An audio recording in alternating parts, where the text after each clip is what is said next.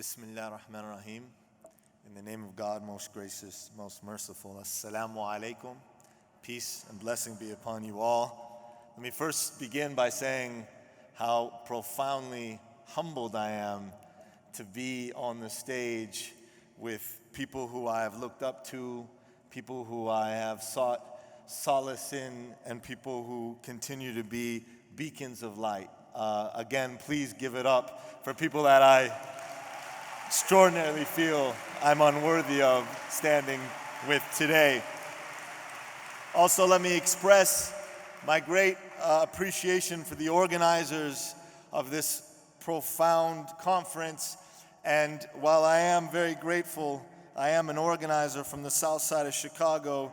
And for those who are responsible for the lineup today, I may need to talk to you backstage. You may become a victim of one of my campaigns. This is profoundly unfair, having to follow this lineup, but I beg your indulgence as I do my best. This extraordinary correlation between poverty and faith is a profoundly important conversation that we heard our beloved brother Jim Wallace speak to. It is certainly one that we need to have more conversations about. In my tradition, there is absolute clear evidence that makes that relationship unequivocal, not only between the notions of wealth and poverty and dignity, but also between the forces of darkness, both in our own societies and communities, individually, collectively, and structurally, that perpetuate that poverty.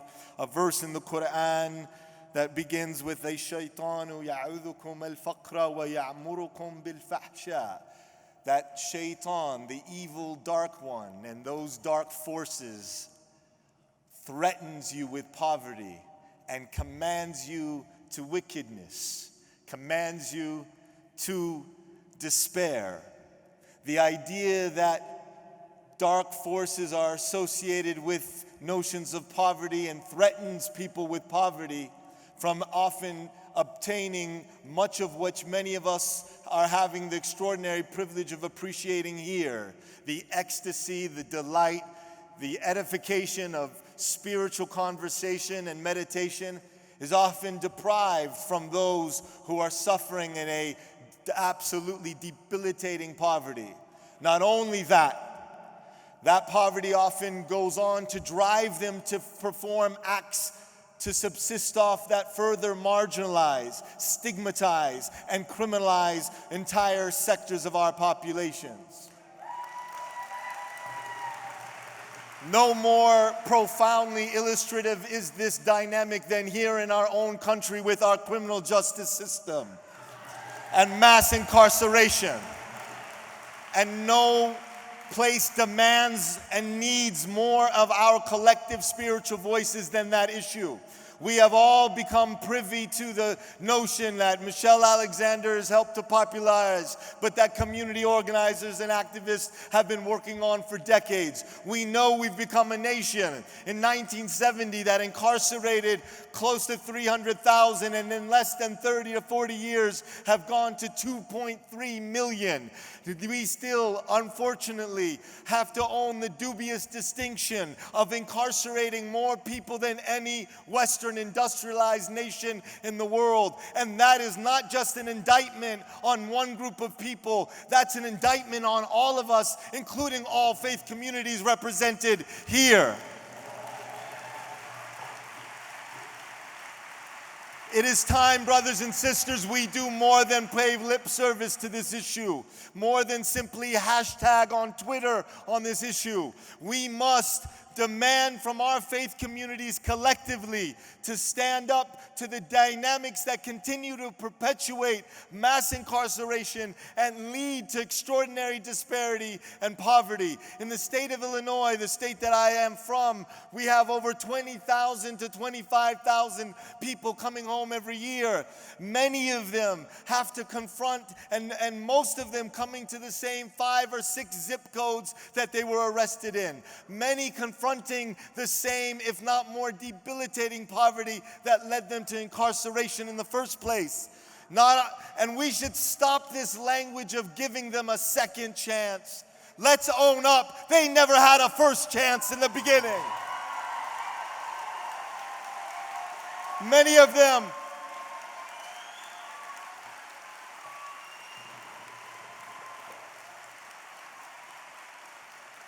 them incarcerated as 17 and 18-year-olds, and oftentimes doing life sentences. We know many of them, a vast majority of them, for nonviolent, low-level offenses, coming home. And then the stigma not only of being formally incarcerated, but challenged by absolutely unjust, unfair, and criminal sets of probationary and parole technicalities and policies that lead to some of the highest recidivism rates. So brothers and sisters, we must confront the fact that our brothers are coming home, our sisters are coming home, many of them struggling to keep a job, many of them struggling to find a job, and when they find a job, to manage to keep it, and then to have to confront parole policies that oftentimes lead them back to incarceration on technicalities as simple as being in the same household of someone else who was formerly incarcerated. Now, is that fair? Is that just? Is that right? We must assert our voices. I am asking, in addition to the types of things that we're going to hear in a moment, the commitment for our communities in this room to commit to 3 things: to go home and to mobilize and to organize our faith communities to do. Number 1, I'm an organizer, as I said, and as organizers, we believe in the fundamentals of one-to-ones, relational meetings. We believe in the transformative power of what we say in the Quran of lita'arafu, not just getting to know one another, but getting to understand our stories. So I'm going to ask congregations, rabbis, imams, priests, synagogues, mosques, churches, Baha'i temples, and all faith communities gathered here to go home and to demand that your institutions conduct 50 one-to-ones with formerly incarcerated individuals who have been released, to understand their stories, to listen to their stories, to get to know them. It is unacceptable that we still have not taken the time to sit down and to listen to these stories. And that's number 1. Number 2, I'm going to ask that we invoke the spirit of other faith communities that have demonstrated extraordinary leadership. The Catholic Conference of Bishops in 1970 demonstrated an extraordinary faith ethic when they got together and they put into practice what the Franciscan priest said regarding notions of poverty in South and Central America, that when he fed the poor, they called him a what? A saint. But when he asked why the poor were hungry, they called him a communist. We must start to ask why the poor are hungry. And we must do what the Catholic Conference Bishops did in 1970, which got together and formed an entity called the Catholic Campaign for Human Development. And since 1970 till the modern day, they stand as one of the few entities funding campaigns to deal with root causes of systemic poverty. My challenge to all of us is to go back and organize all our faith communities to replicate CCHDs in our own communities, to support organizing and activism around the formerly incarcerated. And my last and third ask of each and every one of you is that we go home and we get involved in initiatives that are happening in every state, whether they're ban the box, or whether to work with issues of concealing records, or issues of finding alternatives to incarceration, or restorative justice issues, so that we, brothers and sisters, can be the voice and force of mercy that we beg our Creator to descend upon us. With that, assalamu alaikum wa rahmatullahi wa barakatuh. Peace and blessings be upon you all.